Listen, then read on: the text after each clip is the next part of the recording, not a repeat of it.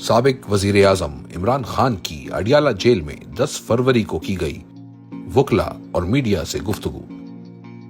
8 فروری کو ملک بھر بشمول پنجاب، سندھ اور سوابی میں ہونے والے احتجاجی مظاہرے پر عوام کو خراج تحسین پیش کرتا ہوں۔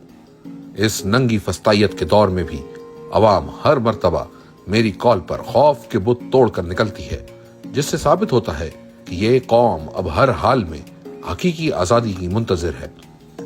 اردلی حکومت اندر سے ڈری ہوئی ہے۔ ملک بھر میں چھاپے مارے گئے اور لوگوں کو تشدد کا نشانہ بنایا گیا۔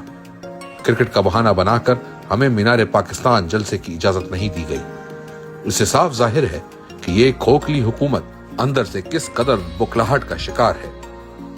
میں نے آرمی چیف کے نام خط ملک کی بہتری کے لیے نیک نیتی سے لکھا تھا۔ یہ میرا ملک ہے اور مجھے اس کی فکر ہے۔ میں DGISPR کو کہنا چاہتا ہوں کہ فوج کی ساکھ مکمل طور پر تباہ ہو رہی ہے۔ آپ کہتے تو یہ ہیں کہ ہم سیاست میں مداخلت نہیں کرتے، مگر بچہ بچہ واقف ہے کہ ملک کا نظام آرمی چیف ہی چلا رہا ہے۔ ملک پر محسن نقوی جیسے ٹاؤٹس مسلط کر دیے گئے ہیں، جس نے کبھی کاؤنسلر کا انتخاب نہیں لڑا، مگر اب وہ کرکٹ سے لے کر خارجی اور داخلی معاملات تک ہر چیز کا کرتا دھرتا ہے۔ ملک میں ہر جانب جبر و فسطائیت کا بازار گرم ہے۔ 26ویں آئینی ترمیم کے ذریعے سپریم کورٹ کی خود مختاری کا جنازہ نکال دیا گیا۔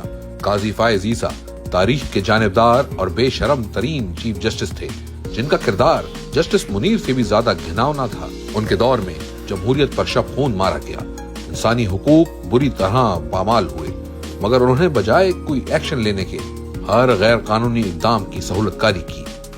ملک میں قانون کی حکمرانی اور انسانی حقوق دونوں بری طرح پامال ہیں۔ انتخابات کے نام پر ڈھونگ رچا کر عوام سے ان کا مینڈیٹ چھینا گیا۔ چیف الیکشن کمشنر اور قاضی فائز عیسیٰ اس سب میں اسٹیبلشمنٹ کے سہولت کار بنے رہے۔ ان دونوں چہروں نے اپنے عہدوں اور عوام سے غداری کی۔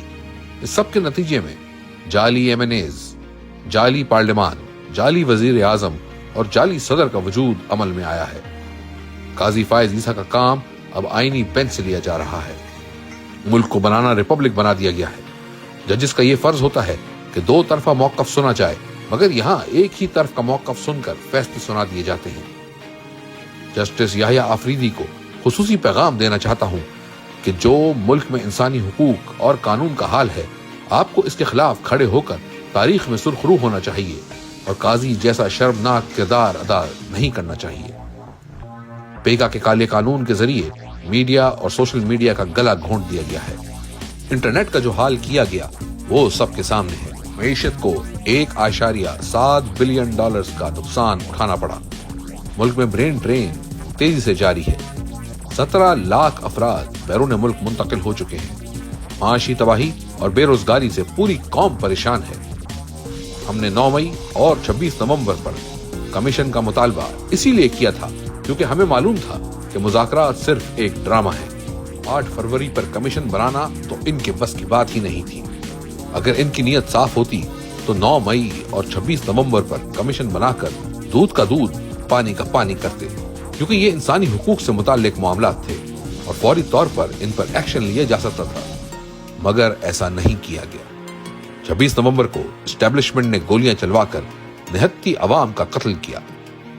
ملک کے سب سے بڑے منی لانڈرر کو قوم پر مسلط کر دیا گیا ہے۔ 30 سال سے خفیہ ایجنسیاں ہمیں بتا رہی تھیں کہ ملک کو ان 2 خاندانوں نے کس طرح لوٹا۔ سرے محل اور مے فیئر فلیٹس کی فائلیں انہوں نے ہمیں خود دکھائیں۔ نیب نے 1100 ارب ریکور کرنے تھے۔ ہمارے دور میں 480 ارب ریکور کیے گئے کیونکہ ہم احتساب کو لے کر سنجیدہ تھے، جبکہ پچھلے 17 سال میں صرف 80 سے 90 ارب ہی اکٹھے ہو سکے۔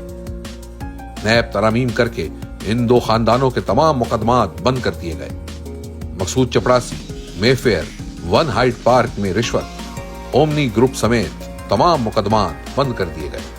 ہمیں خود ہی بتایا گیا کہ یہ لوگ کرپٹ ہیں اور اب دھاندلی کے ذریعے ان کو ہم پر مسلط کر دیا گیا، صرف اس لیے کیونکہ بوٹ پالشی ان کی مہارت ہے۔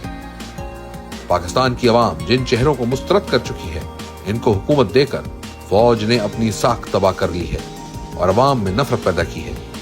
اس جعلی نظام کی بقا صرف تحریک انصاف کو کچلنے اور ہمارے لوگوں کو جیلوں میں رکھنے میں ہے، ताकि अर्दली हुकूमत कायम रहे और इंतखाबी फ्रॉड सामने ना आए।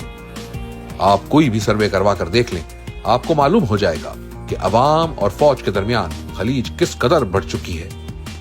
जहां जमहूरियत होती है, तरक्की वहीं होती है। मशरकी और मगरबी जर्मनी की मिसाल सबके सामने है। मशरकी जर्मनी में आमरियत और मगरबी जर्मनी में जमहूरियत थी। 50 साल के बाद सबने देखा कि मगरबी जर्मनी जमहूरियत की बुनियाद पर कितनी तरक्की कर गया। सोवियत यूनियन की मिसाल भी सबके सामने है, जो 1970 की दिहाई में तेजी से तरक्की कर रहा था, मगर 15-20 साल के अंदर अंदर वहां आमराना रवैयों और वीगो डालों की तर्ज पर अगवा जैसी पॉलिसियों की वजह से वही हालात बन गए जो हमारे हैं और अमेरिका सोवियत यूनियन से बहुत आगे निकल गया।